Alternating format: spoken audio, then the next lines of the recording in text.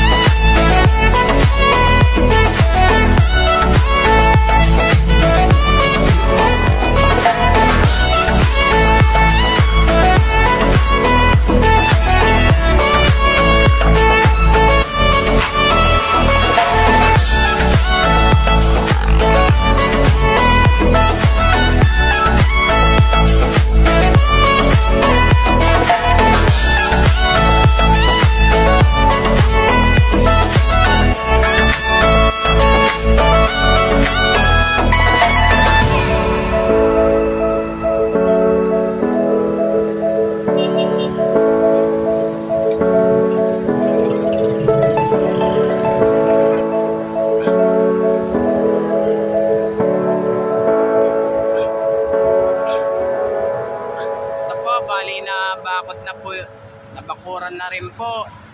Pero